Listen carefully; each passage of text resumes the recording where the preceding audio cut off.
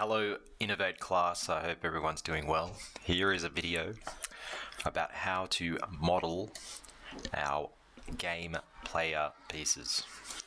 So I have two examples made. We have the Warden for a jailbreak game, and we have a Space Emperor, Alien Space Emperor for the sci-fi game. Now, what you need to make this are two programs.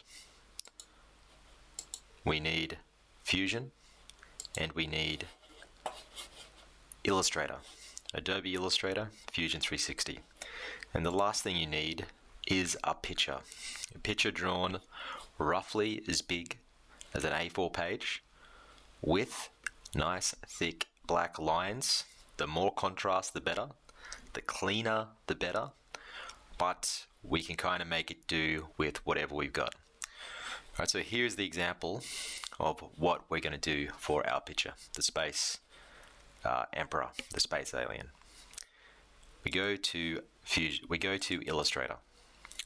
What we need to do is make a new file. That new file, first things first, set your unit of measurement to millimeters. Very important, we set things to millimeters. Width and height are 50 and 50 millimeters. Alrighty, that is because we don't want to have player pieces that are tiny, that are 10 millimeters tall or a centimeter tall, and we don't want to have gigantic ones either. So if we keep things within 50 by 50, I think everything will fit well. Alrighty, 50 by 50 millimeters. We use millimeters because it's the same unit of measurement that Fusion uses, and you don't want to fiddle around and change those settings between the two programs. Okay, so here is my page. What we should probably do in Illustrator, kind of important, is go Window, Workspace, and make sure you're on Essentials Classic. Okay, that is because we want the tools laid out in the same position. If you're using a different layout, it's kind of slightly different. Some of the tools disappear. So just for ease at home, ease for you when you're using it, Essentials Classic, which means the tools will be in the same position on your computer and on my screen. Alrighty, we're good. We've set up our thing. We're all good. It's the correct size. We need to find our picture, File, Place, and place our picture into our page. Alrighty, now, if you have scanned an A4 page, it's obviously going to be bigger than a 50 by 50 millimeter square. To get that, to resize, get our magnifying glass, press Alt on the keyboard, or sometimes it's different on different computers, but usually it's Alt. So magnifying glass, Alt, so we can change it to a minus symbol and zoom out. Get our black arrow, and then twist the picture. Okay, my picture was upside down. And then if I hold Shift, I can drag the corners in and make it roughly the size I need it to be. I'm going to leave it there for now, and I'll show you why in a sec. Alrighty, and here's a tip. If you click the hand, if you double tap the hand, it zooms in. If you double tap the magnifying glass, it zooms out. Hand, okay. Alrighty, so this is a scan. It's obviously not ideal for what we want to do. It's not paths. Fusion reads paths. This is pixels. So we need to fix that. We need to convert it to a path. Click on the picture. Object, image trace, make and expand. And you can kind of see where, I'll do that again. We've got pixels, jagged edges, object, image trace, make and expand, and it's converted into a vector file or paths. Now one of the annoying things is that the white part of the picture and the black part of the picture were both traced. So, and you can see the white part of the picture outside of our frame. So you can see the square up here. We need to get rid of all the white stuff in our picture. Click, find this tool. It's called the Magic Wand tool. Click on the white section of the drawing, edit, cut. Alrighty, and perfect. We've erased our background. Now the last little thing you might like, there's two things we've got to do. The last little thing is this little tip. Press Command A or Control A to select your picture. To smooth out our lines and get it to look a little more natural. Object, Path, Simplify. And I don't know if you saw the difference there. Let me try that again. So it's kind of janky when it looks like this. Click on the picture, Object, Path, Simplify, and smooths it out a little bit, makes it a little nicer. Depending on where this is, you get different effects. If it's up at this end, it'll almost be exact. You want it slightly off so that it just smooths out a little bit. Alright, beautiful. Now, and the last thing I'll do is just doubly make sure that it sits inside my 50 by 50 area.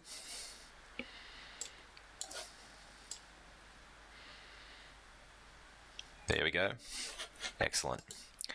All right, and we've converted our hand drawing, our custom sketch, into a vector file that Fusion 360 can use. Next step is to export that as File, Export as a DXF file. Okay, click the little drop down menu, DXF. Alien, okay, we'll call it that, and export. Alrighty, DXF is the file that Fusion reads. Alrighty, File, Export as DXF. We're all good. Now we can go to Fusion. Okay, so what we want to do with that DXF is use it to engrave a shape. So there is a process to doing that. There's a little tutorial, there's a little way to do it that I think works well. And this is how we do that.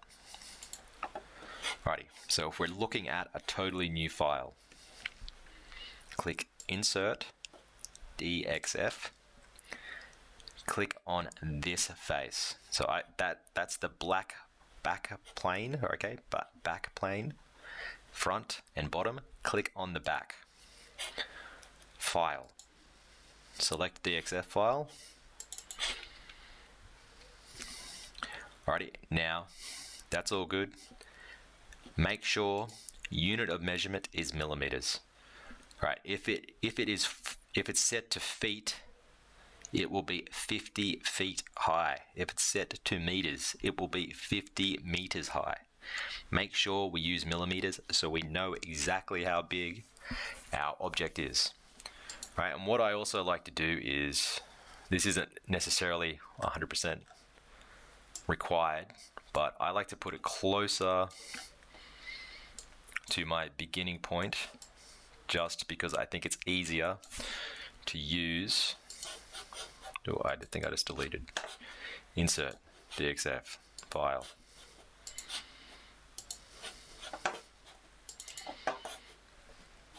Bit of a hiccup. Yeah, so like I was saying, put it as above the origin point because I think that works much easier. Just in ease of use, whenever you click the home symbol, you want it to go back to home. Alrighty, millimeters, you've moved it using the arrows above our origin point, and then you click OK. Right, click the little house symbol to zoom in. Right, so we've got our sketch in, and if we wanted, right now, I could select that, press E for extrude, and we could start to extrude various parts of our picture, which is okay, it's cool, you can see what you've got, but that's not what we're going to do. We're going to do it slightly differently. And if you look at the example, so there's actually like a slight outline around our illustration. So we need to make a slight outline around the illustration because we're going to make a body, then extrude our illustration into that body. Okay, so to do that, create another sketch. Click on the same plane.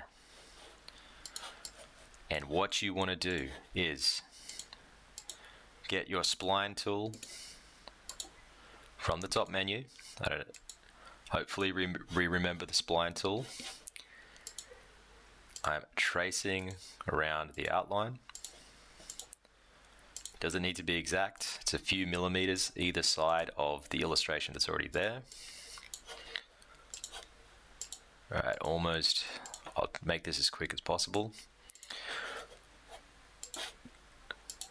Alright, so when you use the spline tool, do not do everything in one go. Multiple strokes. Start a line, finish, and click the tick symbol.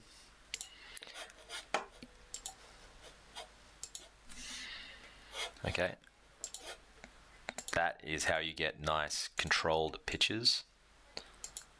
You don't want something that looks like a big blob.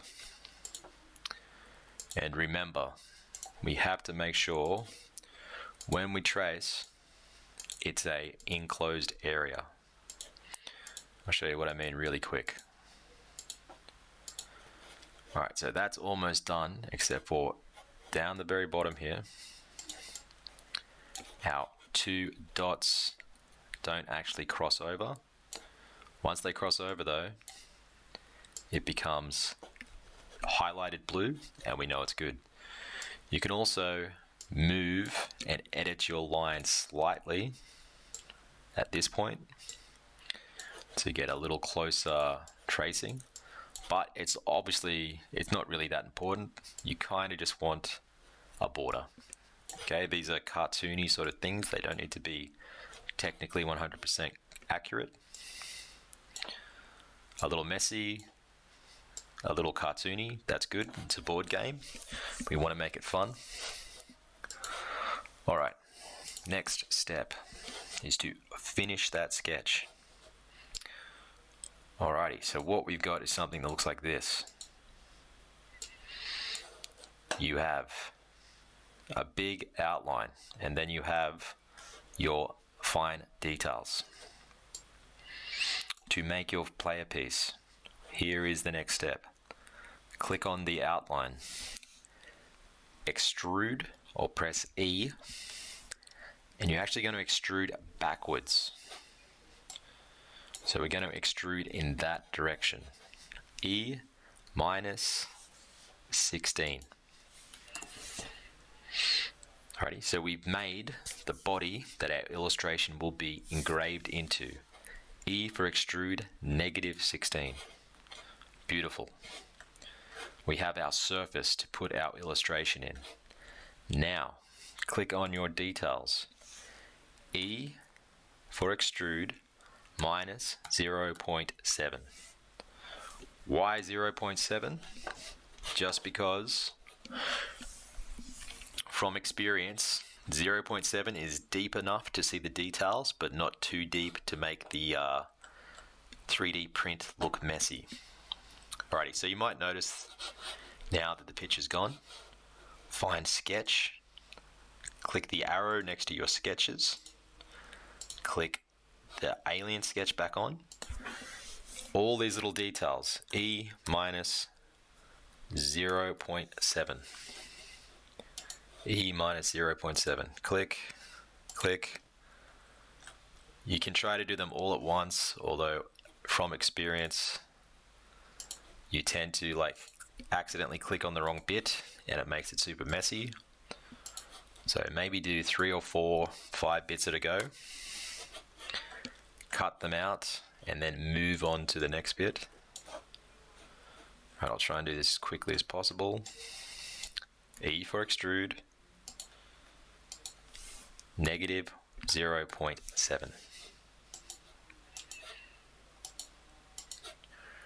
0.7 because it's deep enough to see, but not too deep to make the print messy. E for extrude, minus 0.7. Let's zoom out and see if we have any other pieces to add. Alright, we're all good except for the 3 horns up here. E, click, click, click, minus 0.7. Enter. Click the home symbol above the view cube. Spin our design around, turn the sketch off, and let's have a look. Alrighty, so pretty good. We've made a model with a lot of character. And it's cool, right? So we've made like a 3D cartoon character, which I think is a pretty nifty little trick. Right, the final thing though is to give our board pieces a little stand to sit on top of. And when we do that as well, we want our character to be slightly on top of the stand, just because I think that will give them a little bit of visual interest. Okay, so the stand is slightly below the surface of the character. Alrighty, so we're going to do that now with our alien. Create another sketch. Click on the same plane as the beginning. If you cannot select the plane, when you press sketch, if your bodies are in the way, alright, turn bodies off really quick, click your surface, then turn bodies back on. Alright, now I start with a line that is roughly in the center of my picture. I make it come down at 90 degrees. A vertical line that comes down. A horizontal line. Another vertical line. Okay, it can be on a slight angle, that's cool. We're going to do a sweepy line here, so we can get our spline tool. So we've got a curved line, just because I think that looks nice. And then we put our cap on it. Alright, obviously that's one side of our stand. We have to mirror that picture. Mirror. So we can select our objects to mirror. And then we can select our mirror line, which is the line in the center. And click OK. And then we go finish sketch. Alrighty, so fantastic. We have a sketch that's on our surface. So what we're actually going to do is this. Extrude by negative 16, because that's the same height as the body. However, we do not want to cut, we want to make a new body. Our operation should say new body. Click OK. Alright, so we've got alien head and our stand. The problem is there's no difference between the two. So we're going to click this face, type E minus 1.7. Alrighty, now obviously we want to subtract a little bit from the surface of the stand, but we don't want to subtract, so if I click OK, we don't want to subtract from our picture there, from our original character. So we go E minus 1.7. We turn that head off, make sure it says cut, click OK, and then turn the head back on. Alrighty, so that it's been subtracted from the stand, but not from our figure. Alrighty, last part of the tutorial. To name our character, click the stand, create a new sketch, click on the Create tab, come down to text, make a text box, and type the name of your character.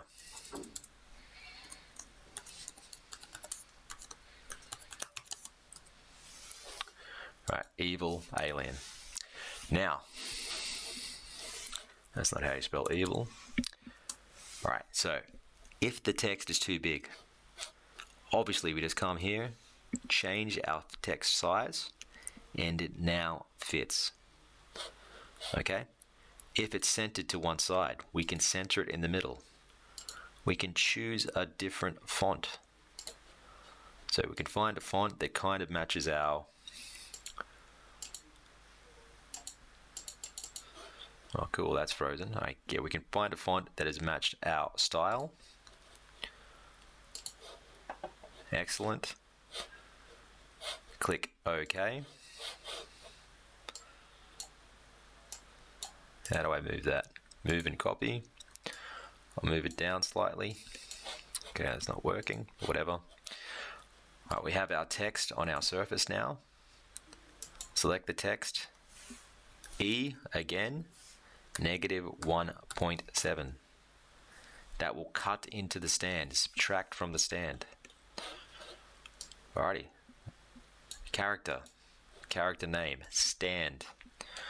If I'll add some color to it really quick so we can see. So maybe I'll come down to plastics. I'll drag some green plastic onto our object so it looks like, whoa. Alrighty. Let's have a look at it in the render menu. There we go. Pretty good. Looks pretty good to me. Design's nice and strong. Character's nice and strong. It will definitely stand up because it's thick enough. It's strong enough. Beautiful. So last thing we do, file, save. Alien thing. Save. So we've got our file saved, and then to save it for printing, file, export. We want to just export it instead of save, and we want to set it to this file format, STL, and export. All right, and if we do that, we're laughing. We're happy, we're done. Righty, so there we go. Hopefully I can see some of those interesting illustrations turned into very cool looking player pieces. Yeah, all right. I hope that helps. I'll chat later.